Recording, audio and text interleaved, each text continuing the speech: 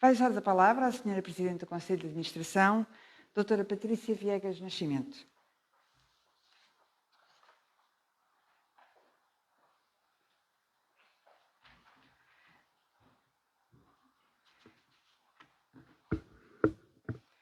Sr. Secretário de Estado do Turismo, Sr. Vice-Presidente da Câmara Municipal de Coimbra, Srs. Arquitetos, digníssimas autoridades, minhas senhoras e meus senhores. A escolha do dia de hoje, 26 de novembro, para esta sessão, diz da importância que a Fundação Bissaia Barreto atribui ao projeto de expansão do Portugal dos Pequenitos, que temos o enorme prazer de divulgar. Fazê-lo no dia de aniversário da Fundação é, julgamos, uma das formas mais justas, mais bonitas e mais reconhecidas que podíamos prestar à memória do professor Bissaia Barreto. O Portugal dos Pequenitos é a expressão máxima da sua filantropia, do seu pensamento pedagógico e da sua tenacidade, corporizados numa obra de extrema sensibilidade, profundamente arrojada e, porventura, a mais emblemática da sua vasta obra. Falo de filantropia para recordar o empreendedor Bissaia Barreto, promotor de uma obra social em tudo inovadora. Falo de tenacidade e arrojo para exaltar o visionário, o homem de divulgar capacidade realizadora, capaz de transformar a palavra em instrumento e o sonho em concretização. Falo de sensibilidade para evocar o humanista onde caprichou sempre um enorme coração, mas também do homem sensível à arte e ao belo. E falo de emblema porque o parque, como todos os estabelecimentos que promoveu, tem naturalmente a marca de um tempo, mas também a sua marca, aquela que qualquer conimbricense facilmente reconhece, dizendo ou pensando: esta obra é de Bissaia Barreto. O Portugal dos Pequenitos integra o conjunto de bens originários da Fundação, sendo dentro deles o seu património mais precioso. Permitam-me recordar brevemente a sua origem, singularidade e pedagogia. Iniciada nos anos 30, esta obra tem origem na Casa da Criança Rainha Santa Isabel.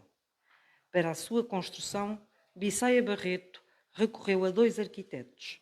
A Luís Benavente encomendou o projeto do edifício e a Cassiano Branco o projeto para o seu jardim de recreio. Contudo, um jardim diferente do habitual.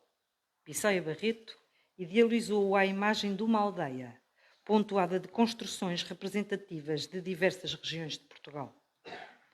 Um espaço livre de descoberta, onde as crianças pudessem adquirir conhecimento sobre os aspectos da história, dos lugares, das identidades culturais do seu país, a partir da observação e interação com as suas referências arquitetónicas. Numa palavra, um lugar onde as crianças pudessem realizar sem esforço a tarefa de aprender brincando. Cassiano Branco veria, aliás, a subscrever o alcance deste conceito pedagógico, referindo-se a esta obra como uma biblioteca para ser lida por todos os sentidos. E o que torna esta obra tão singular é a fórmula encontrada para concretizar este propósito. Por um lado, o recurso à arquitetura como ferramenta lúdica e pedagógica, e, por outro, o desafio de recorrer à redução de escala. O parque, como hoje conhecemos, começou a ser projetado em 1937 e só ficou concluído em 1962. Depois disso, enquanto estrutura física e programa de visita, permaneceu durante muito tempo praticamente inalterado. Em 2015, quando celebrávamos os 75 anos, assumimos o compromisso de investir na sua requalificação, modernização e expansão. Urgia fazê-lo. Para a concepção deste projeto global, reunimos técnicos, académicos e especialistas de diferentes áreas, da criação de gestão de espaços públicos, da arquitetura, da história, do turismo, do paisagismo e da museografia, cuja opinião auscultamos e sobre a qual refletimos num caminho sério, percorrido sem pressão do tempo. Assim, e paralelamente ao dever de preservar o património existente, importou numa primeira fase dotar o parque de algumas infraestruturas, reabilitar e modernizar alguns dos seus espaços, requalificar zonas verdes, melhorar circuitos e introduzir soluções para maior comodidade e funcionalidade de quem o visita.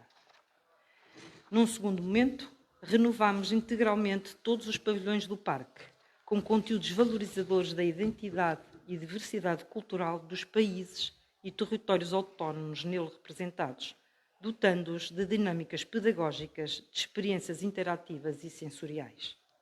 E cumprindo estes desafios, chegamos à terceira e última fase deste projeto, a expansão do parque. O Portugal dos Quenidos vai crescer em cerca de 1 hectare inteiramente dedicado à arquitetura contemporânea. E com esta ambição, tivemos o privilégio de contar com a colaboração de 5 arquitetos de renome que trabalharam em conjunto e cuja criatividade e visão têm redefinido a paisagem da arquitetura contemporânea em Portugal. Esta diversidade de talento reflete a riqueza do pensamento arquitetónico e a pluralidade de abordagens que fazem da arquitetura uma disciplina tão fascinante e transformadora. Privilégio e honra nossa, da Fundação, de Coimbra, do país e de todos quantos visitarão de futuro este parque, a de podermos desfrutar de um lugar que passará a ter contribuições de Álvaro Cisa Vieira, Eduardo Souto Moura, Rem Koolhaas, representado neste trabalho por Nuno Rosado, Luís Pedro Silva e João Pedro Falcão de Campos. Este projeto vai além da mera representação de edifícios icónicos à escala reduzida. Propõe uma reinterpretação cuidadosa e detalhada, uma abordagem que considera não apenas cada edifício individualmente, mas também as relações entre eles, os percursos que os conectam e a sua integração harmoniosa com o jardim envolvente. E tudo isto a uma escala delicadamente estudada, à escala da criança. Foi assim, com orgulho para a Fundação Bissaia Barreto, desenvolvido um projeto de expansão que não é apenas uma adição física ao parque, é um convite à reflexão sobre o que é a arquitetura. Esta é, portanto, uma oportunidade para experienciar e compreender a arquitetura como um meio de comunicação e um reflexo cultural que transcende o visual. Respeitando o conceito original do parque, os edifícios convidarão ao toque, à interação e à descoberta espontânea, promovendo a aprendizagem através do brincar. E é precisamente através deste brincar que o Portugal dos Quenidos acredita que se desperta nas crianças as perguntas mais genuínas, se estimula o seu imaginário e pensamento crítico e a formação de ideias criativas. Por tudo isto, agradecemos a todos vós, senhores arquitetos, Álvaro Cisa Vieira, Eduardo Souto Moura, Nuno Rosado, Luís Pedro Silva e João Pedro Falcão de Campos, por terem aceito este convite e pela dedicação com que se entregaram a este projeto. Agradecemos à arquiteta Ângela Mourice, coordenadora do projeto, e bem assim aos arquitetos paisagistas Frederico Vital Soares e Eduardo Costa Pinto, pelo entusiasmo e empenho com que abraçaram este projeto desde a primeira hora. E agradecemos à equipa da Placemakers, nossos construtores que muito montante, iniciaram o caminho longo e desafiante que nos trouxe até aqui. Obrigada, Simon Panther. Obrigada, Rita Neves. Caros convidados, este investimento que a Fundação se prepara para empreender está orçado em 7 milhões, mas a este montante acrescem valores de outra dimensão que não são mensuráveis. Conservar, valorizar e garantir o futuro a este nosso parque. E digo nosso pelo património de afetos que ele representa para milhares de portugueses. Digo nosso porque ele é parte integrante da cidade de Coimbra e do seu património de referência, constituindo para todos e para a região centro em particular, para todo o país, aliás, e para a região centro em particular, um ativo incontornável para o desenvolvimento e promoção dos seus agentes socioeducativos, económicos e turísticos. Digo nosso porque ele continua a ser essencial para sustentar a obra social, cultural e educativa da Fundação Bissaia Barreto. E digo nosso porque é certamente nosso desejo que a criança possa, neste parque, continuar a sentir-se livre para aprender brincando e, nesse brincar, que se faz com todos os sentidos ser feliz. Muito obrigada.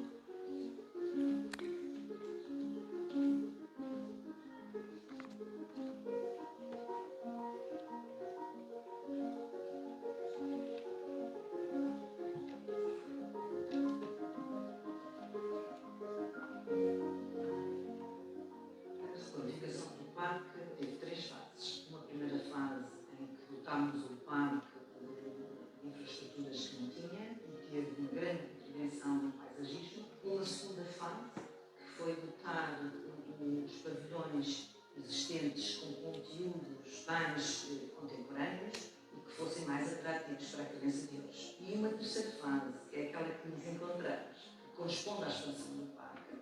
Convidámos 5 arquitetos da arquitetura contemporânea portuguesa, colocando-nos o desafio de representar uma das suas obras à escala de Portugal dos Fundos. Também vai ter uma grande intervenção na área do paisagismo, porque achamos que era algo que faltava no parque existente, um jardim em que os elementos da natureza fossem, também eles por si, atrativos para a criança.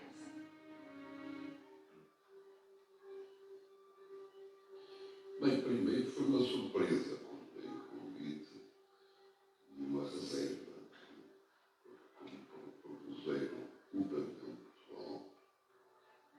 Eu disse, o pavilhão de Portugal é enorme para o terreno disponível, mesmo reduzido, é sempre grande, com muitas dúvidas, mas enfim, reunidos, começamos a trabalhar e tivemos um bom entendimento, constituiu-se praticamente uma equipe que se encontrava pontualmente com bondade de participação de uma ideia geral. Eu acho que esta ideia que a princípio me deixou perplexo tem alguma coisa de positivo, até porque permite, em relação à reflexão sobre o tema lançado, ou o que é existente, significa, ou pode significar, uma reflexão sobre a arquitetura. E, portanto, para os arquitetos, para os paisagistas, neste caso, para os engenheiros também haverá, e extensível aos outros, toda a experiência dos futuros, não falta comigo. E, portanto, tudo quando seja promover a experiência da arquitetura e a compreensão do que é arquitetura, isso acho fundamental. Portugal dos Fundos vai ser um reto deste trabalho em equipe, não é?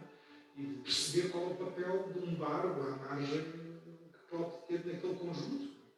Obviamente fiquei muito honrado e feliz por ter a oportunidade de partilhar trabalho em conjunto. Acho que o parque tem todo o potencial para que isso aconteça, não é?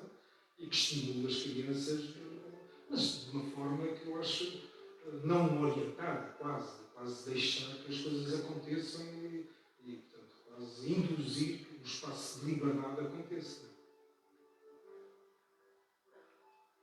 É muito importante oferecer à criança algum sentido de decisão, de procura, de descoberta, porque as crianças não gostam de ser fomentadas, de ser impostas. Portugal dos Fundos está realmente muito bem desenhado desde o início e estimulou essa consideração e este novo projeto de extensão está a ter e a continuar esse pressuposto, essa tipologia. Make sure that joy becomes learning, that learning becomes joy. And I think for me it's really important that the environment in which children grow up is a stimulus to them. And I think that is what the park represents for me.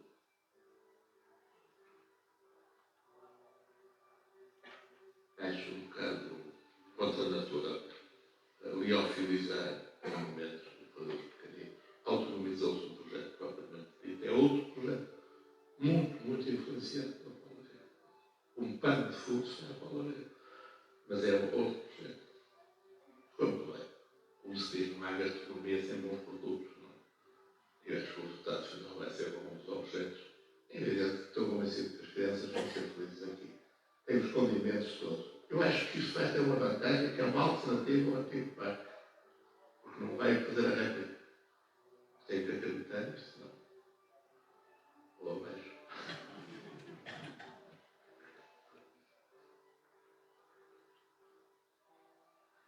O Portugal dos Fundos pelo menos neste edifício, é justamente vital, é que saber de cada cantinho e que no imaginário da criança a arquitetura possa ser um lugar que, mas isto também é inventar, a invenção, o espaço também se inventa, o espaço pode ser diferente, o espaço pode ser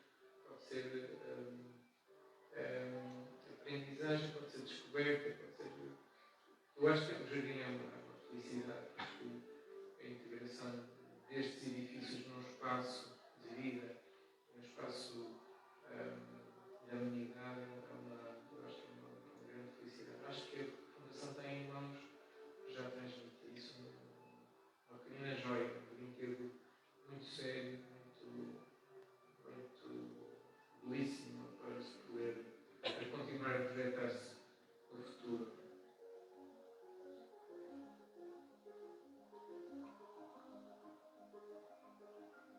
Este projeto é um projeto muito importante para a cidade, para a Fundação Liceu Barreto, e queremos cumprir com o legado que nos foi deixado de nunca desvirtuar o conceito que esteve na sua agência, que era aprender brincando, eram este jogo de escalas, esta transmissão do conhecimento através da arquitetura e nunca esquecer a sua componente pedagógica. E nós queremos cumprir esse legado.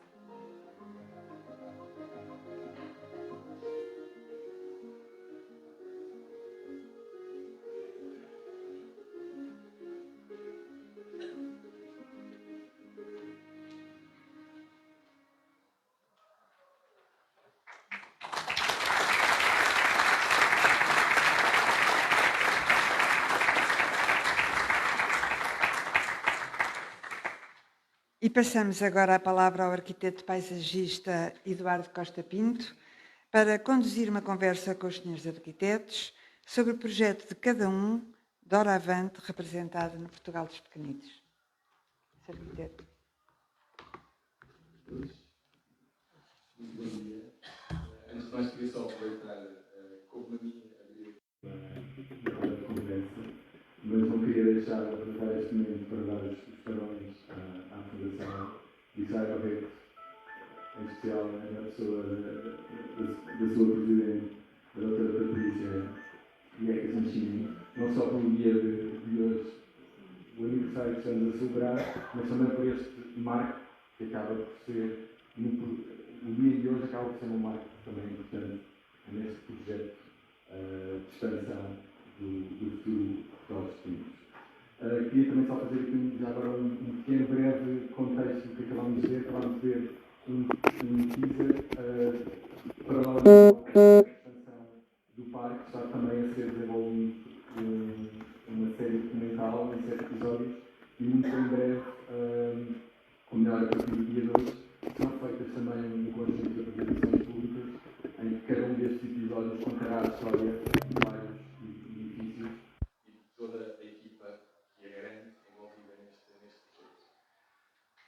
Passando agora a conversa para a equipa de arquitetos envolvida neste projeto e a ordem vou fazer aqui um pouco aqui a ordem seguir a ordem de perguntas, que acaba por ser também uma ordem lógica e virtual no futuro parque, e para os futuros visitantes do parque vão encontrar logo a seguir à Casa da Criança o pavilhão de Portugal à vossa esquerda, e por causa disso, e aqui em representação do arquiteto Álvaro Cisa, temos o arquiteto Paulo Pinto.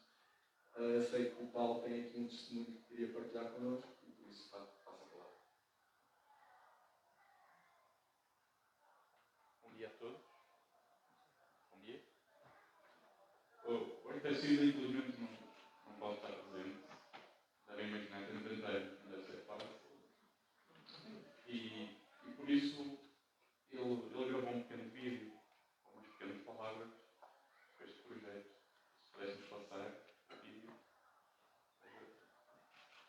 e Senhora Presidente da Fundação Liceu Barreto, doutora Patrícia Viegas Nascimento, caros colegas, arquitetos e engenheiros, Senhor Secretário de Estado de Turismo, doutor Pedro Machado, autoridades presentes. Infelizmente, não poderei estar presente na apresentação dos projetos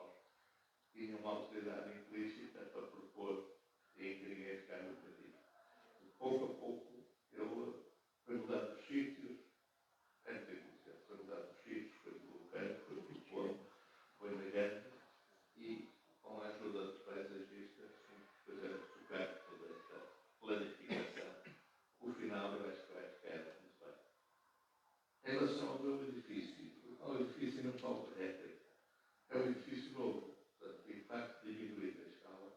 Ao montar a escala tem que mudar o material. Só para dar um exemplo. A Casa da Paula Rego é um edifício feito em betão, colorido de vermelho, em que o betão tem pedras.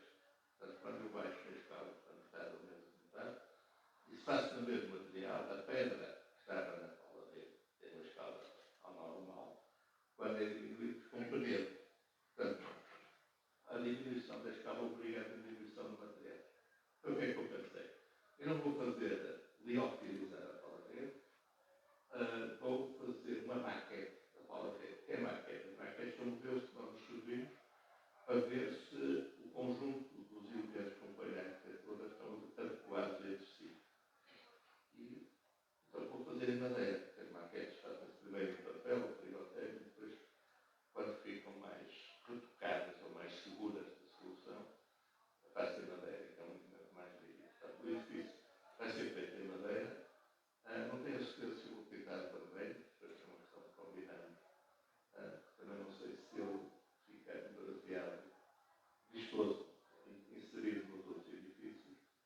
E teve uma grande dificuldade, e eu aproveitei, os arquitetos são oportunistas, aproveitam todas as oportunidades de fazer obras.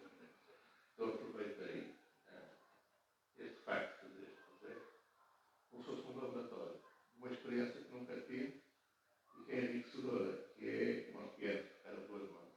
E tocar a duas escalas, que é as crianças têm que ter a mesma sensação que nós temos adultos na mudança das escalas da Paula Rego, desde a entrada baixa, aos quadros pequenos, aos quadros grandes, até às pirâmides, que são a loja e os restaurantes. Essa diferença de escalas provoca-se uma sensação que eu sou agradável. Eu digo agradável, é de todas as minhas obras, já vi muitas, deve ser obra que ainda não vi ninguém a dizer mal. Isso até me preocupa, porque tem a obra popular e depois lógica, o povo gosta. Eu fico preocupado, até os burros gostam. Mas eu estava. Então aproveitei esta experiência de projetar a duas escalas, as duas mãos. Depois, não é só para a experiência antiga, os adultos têm que ir lá dentro. Tem uma coisa muito importante que nós, quando projetamos, estamos com uma grande solidão. Inventamos uma certa esquizofrenia para produzir a realidade a uma folha de papel. É um grande esforço de dizer isto é o que vai ser feito. Depois há um esforço enorme em que transformar esse papel outra vez na realidade. E essa operação, e aí tem duas fases, em que a primeira é a expressão e a segunda é adequar à função. Em princípio, as casas ou os objetos que estão no Portugal bonito não têm função. Portanto, é para a contemplação dos adultos e para o uso das crianças. Aqui, eu fiquei contente por isso. A sua obra vai ser escolhida, ou foi escolhida para ter uma loja e para ter uns quartos de banho. Está a ser cheio. E então, a loja tem que ser frequentada por adultos. As crianças não vão comprar livros, nem comprar brinquedos. Portanto, a partir daí deixa de ser para os pequeninos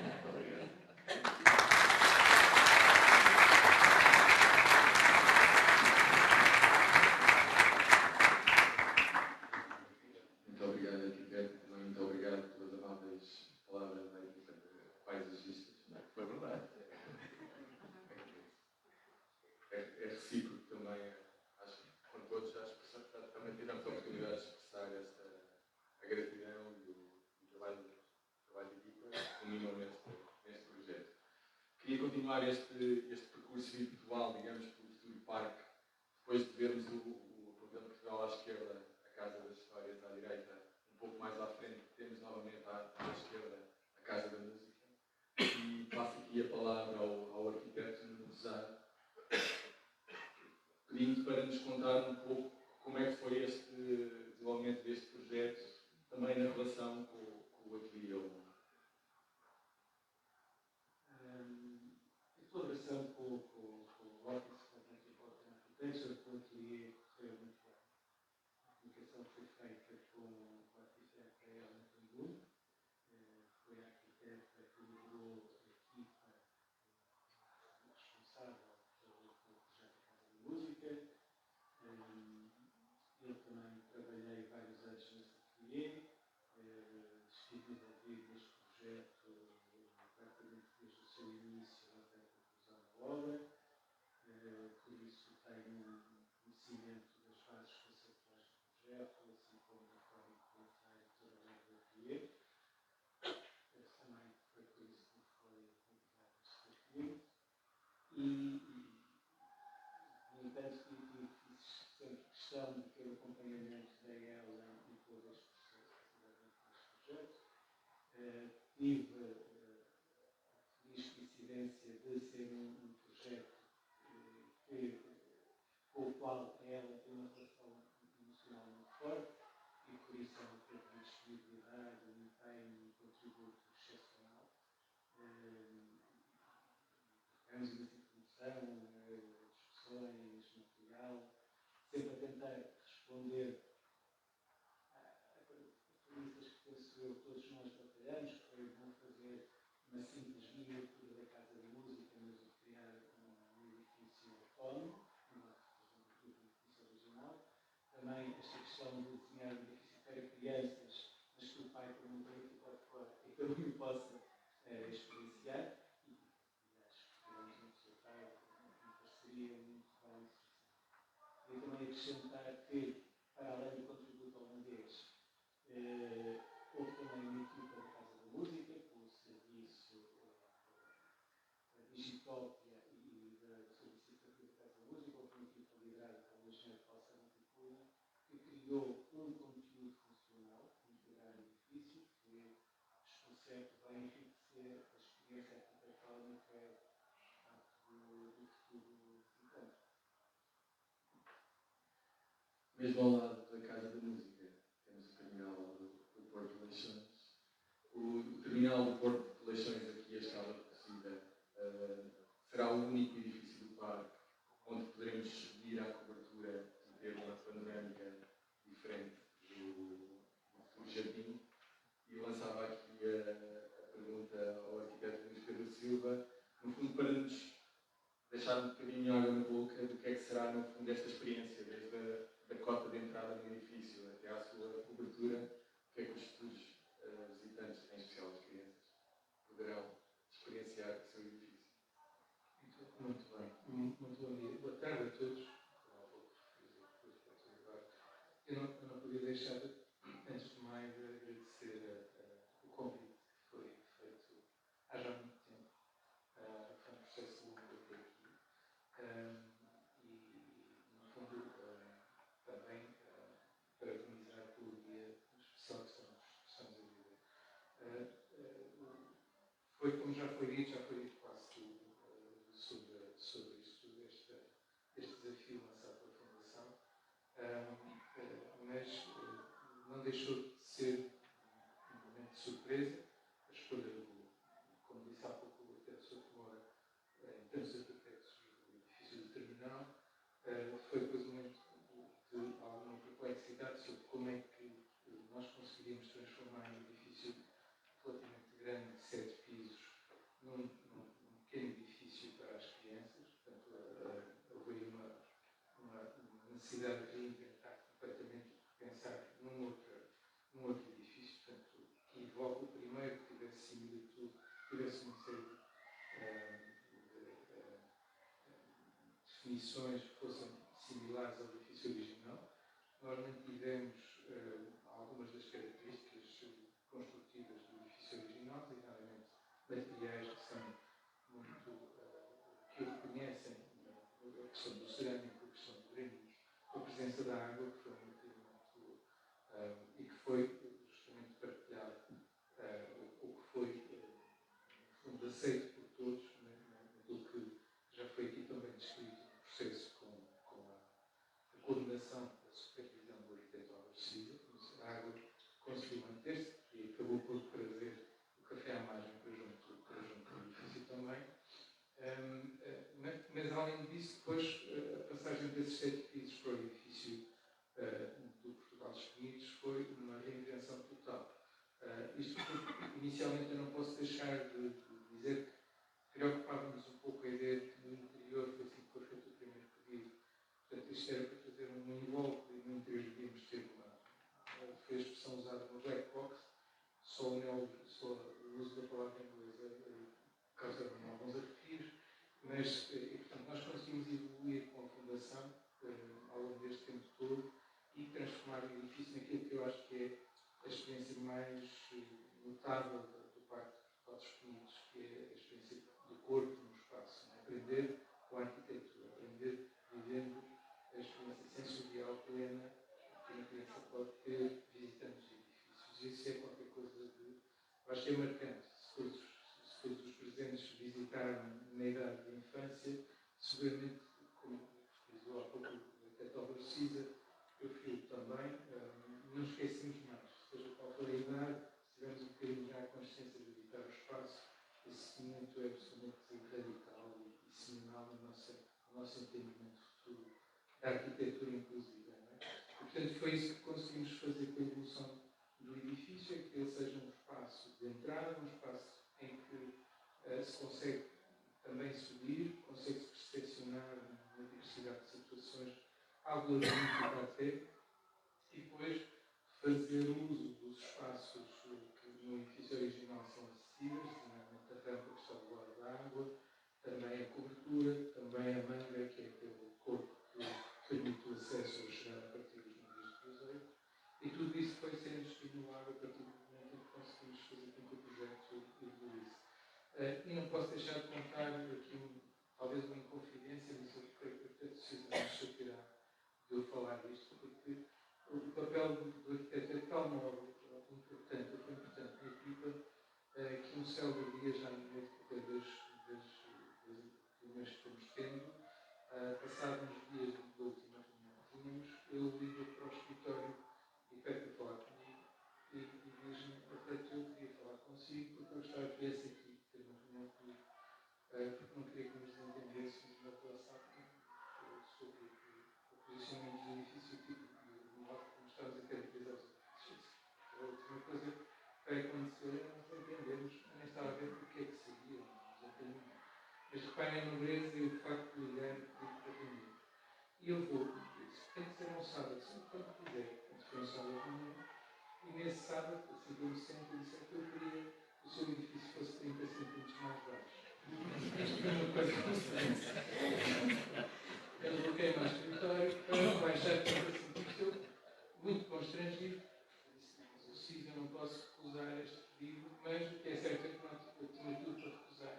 E disse, expliquei por A mais B que o edifício não podia descer 30 centímetros, porque os pés direitos já disseram eram estrangulados e iam tornar-se inviáveis para o adulto e a criança, que foi esse o requisito que a Fundação nos colocou. E, portanto, eu convenci naquela reunião magnífica a que não descia aos 30 centímetros.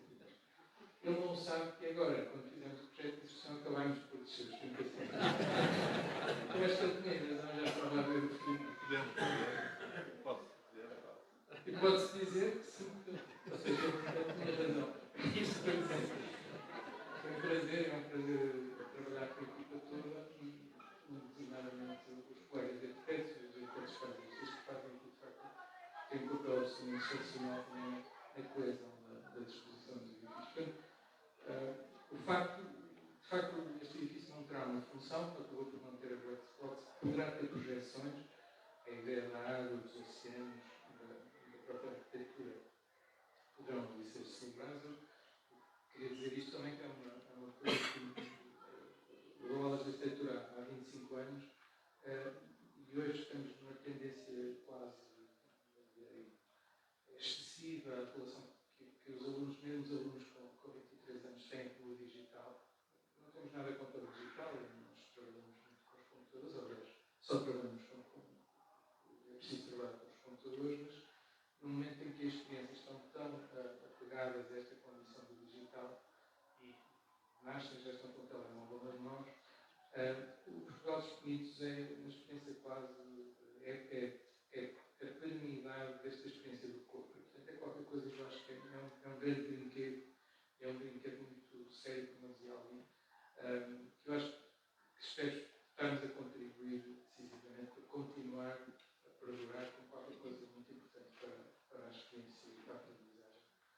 Mais distante possível, que é esta experiência do corpo num espaço, a experiência muito simples, milhões de anos que nós transportamos e que ainda é capaz de restituir a sanidade justa no entendimento do nosso espaço com os outros. Desculpem esta parte, mas é com muito apreço que faço participo nisto.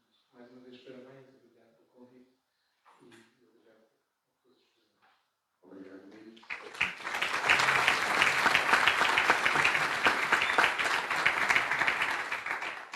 Já agora, a propósito da parte digital, estava só a recordar que, juntamente com o meu colega Frederico Vital Soares, foi justamente neste edifício, que há cerca de 4 anos, talvez, eu e o Frederico fizemos uma reunião justamente com o arquiteto Sousa de Moura e com o arquiteto Álvaro Cisa, por Zoom, ainda em tempos de Covid, e que, pronto, na altura, diria que não correu assim tão bem para o nosso lado, mas acho que depois...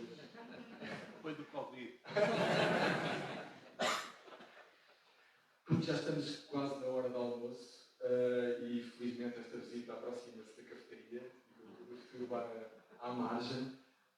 Tenho aqui ao meu lado o arquiteto João Pedro Falcão de Campos e gostaria também de lançar. O arquiteto João Pedro chegou um pouco mais tarde, digamos assim, no decorrer do processo, mas não se notou nada, diria eu, e gostaria de ter umas palavras do arquiteto também sobre todo este processo. Como viram, não é? Portanto, o bar à margem surge por causa da água. Não é? A presença da água, portanto, levou uma água ao convite da Fundação, não é? Por sugestão do arquiteto Sotomoro e do arquiteto Cisa, e obviamente, como imaginam, fiquei muito contente e feliz. Não é? Mas acima de tudo, eu queria, de alguma forma, agradecer à Fundação. E um aspecto que penso que é muito importante nos tempos que correm, que é a coragem, não é? De alguma forma, convidar o Cisa e o Eduardo Sousa.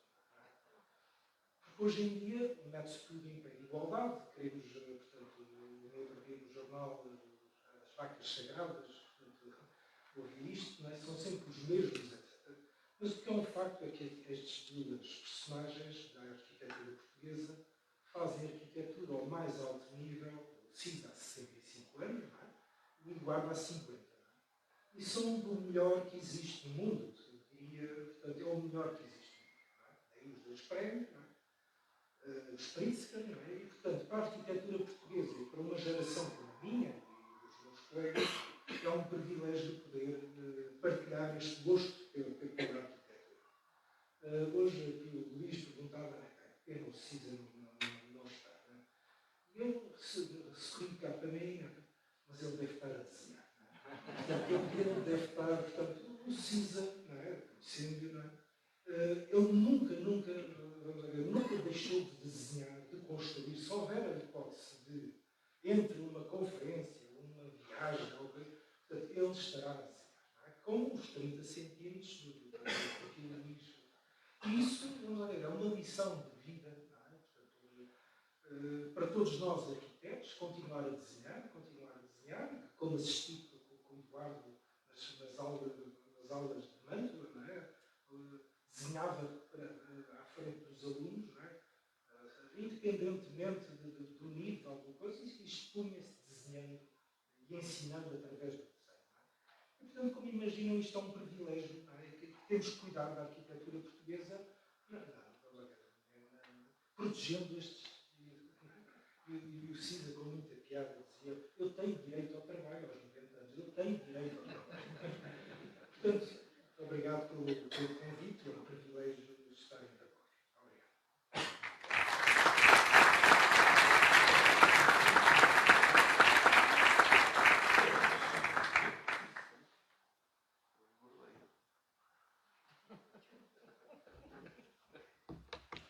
E vai agora usar da palavra o Sr. Secretário de Estado do Turismo, Dr. Pedro Machado.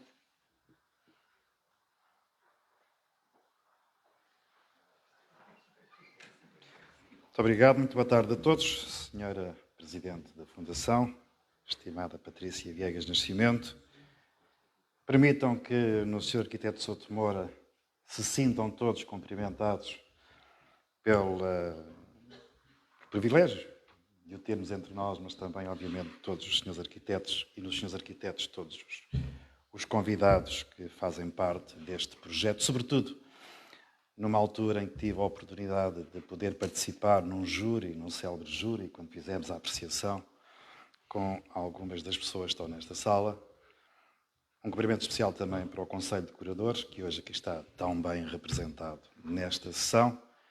Senhor Presidente da Comunidade Intermunicipal da região de Coimbra, bom amigo e Presidente do município de Monte Moro Velho, demais Presidentes de Câmara que aqui estão, senhores vereadores. Minhas senhoras e meus senhores, permitam-me que agradeça, de facto, a honra e o privilégio da senhora Presidente de poder partilhar convosco, nesta sessão de encerramento, algumas das premissas que não só justificam a minha vinda, mas mais do que isso, a honra de poder associar-me a este momento. Eu nasci em Tentugal, uma terra aqui perto, concelho de Montemoro Velho.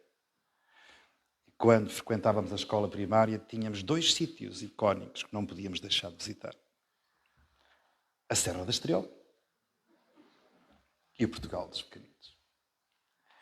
E é essa dimensão que hoje, com a responsabilidade que tenho perante um país, e um país que está no mundo, que quer ser cada vez melhor e mais competitivo, a importância, de facto, que o Portugal dos Pequeninos tem na nossa história do turismo, do que representou até hoje e do meu ponto de vista, e é esse o testemunho que quero deixar, do que pode vir ainda a representar.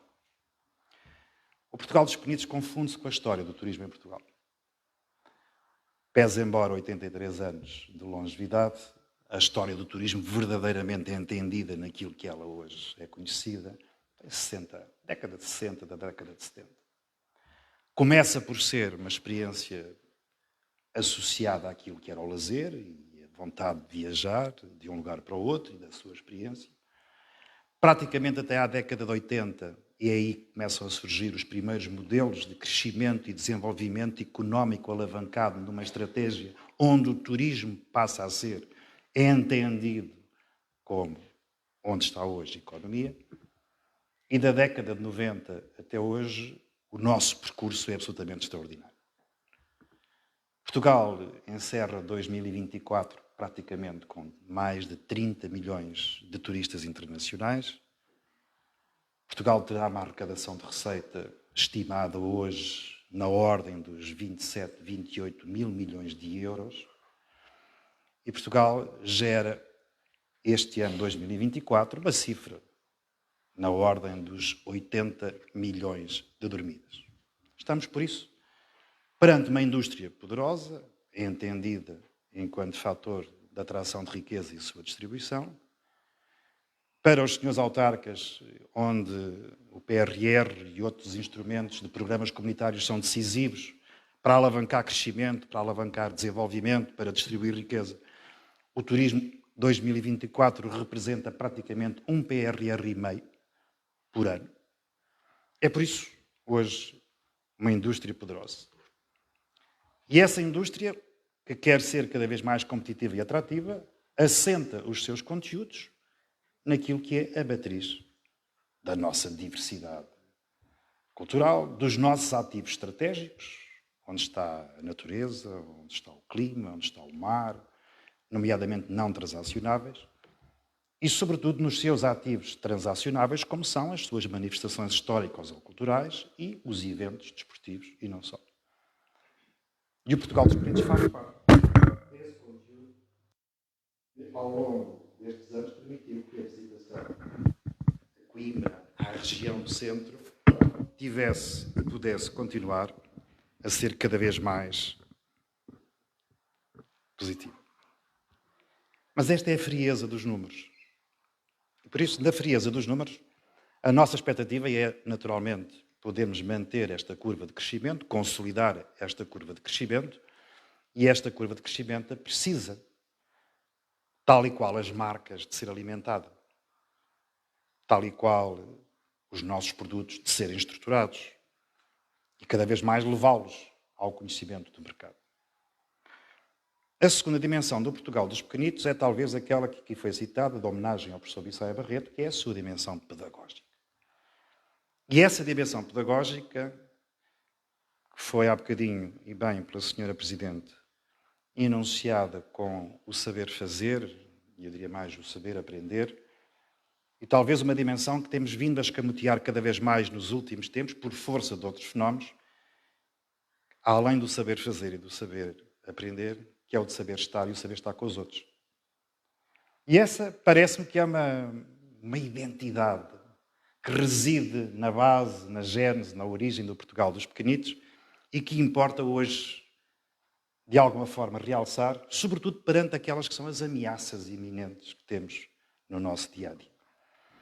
Algumas que começam a ser quase tratadas como mitos, nomeadamente a força da inteligência artificial e a substituição da mão de obra e a substituição dos empregos e a substituição de muito daquilo que são as nossas áreas da nossa base social. Eu diria sobre isso, tenho feito essa apologia, a inteligência artificial não é nada de novo, tem 68 anos. Nasceu em 1956, com o Sr. McCarthy nos Estados Unidos. Começa por ser algo que surge no domínio da investigação, que é aplicada aos instrumentos que usamos cotidianamente e hoje, na sua última versão, a que chamamos a comunicação generativa e que normalmente associamos ao ChatGPT. O que é que isto tem a ver com a dimensão pedagógica do saber estar com os outros? É esta evolução negativa crescente de estarmos cada vez mais próximos e, naturalmente, estarmos cada vez mais sós. Aquilo que o Humberto Eco imortalizou numa frase célebre, brutal, que as redes sociais criaram a tal legião de imbecis. E quando olhamos hoje para o fator e para o fenómeno que é a indústria do turismo, uma indústria que é de pessoas para pessoas. Pessoas que têm expectativas, que têm emoções, que têm desejos, que têm vontade.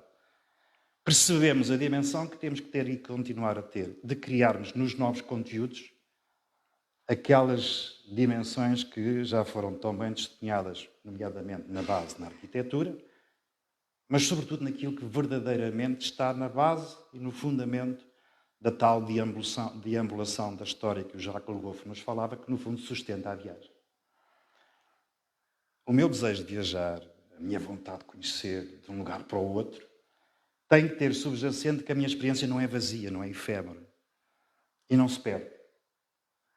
Talvez por isso, como dizia há bocadinho o Sr. Arquiteto Ivan, e eu sou dessa testemunha, eu e a minha geração, e estão aqui vários, o Presidente Emílio, o Presidente Nuno Condeixa e muitos outros, nós temos essa memória presente para ser. E este é um ativo extraordinário em matéria de um país que é o 12º país mais competitivo do mundo em matéria de turismo e que quer renovar essa confiança dos outros que vêm visitar-nos e que queremos que continuem a visitar. E por isso, quando olhamos para alguns dos problemas que já falámos sobre a questão do isolamento e da base ou do domínio assertivo da tecnologia, nós, de facto, e é bom hoje relembrar a base da criação e a criança no seu sentido, porque Portugal, de facto, somos um país e uma Europa envelhecida. Nós, em 2050, estimamos que teríamos 297 idosos por cada 100 jovens ativos. O problema do envelhecimento, o problema da demografia é um problema real. E por isso nós precisamos e devemos, como referências, e este trabalho é também essa invocação. Portanto, é muito mais do que apenas um parque temático para nós, e aqui falo em nome do governo português e falo em nome da Secretaria de Estado do Turismo, é de facto um privilégio, como disse no início, estar aqui hoje.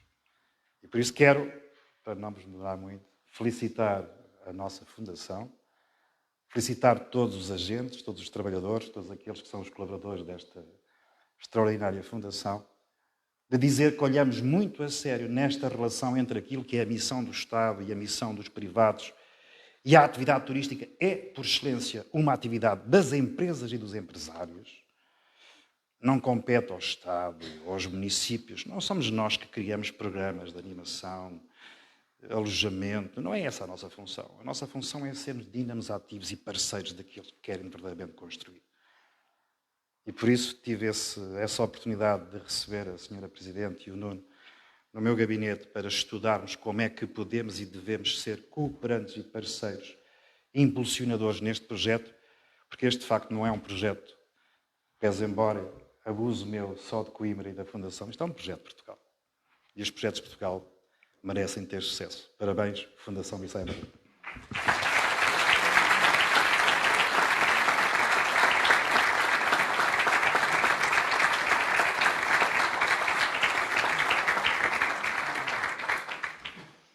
E termina assim esta sessão. Em nome do Conselho de Administração, agradecemos a presença de todos, desejando uma boa tarde. Muito obrigada.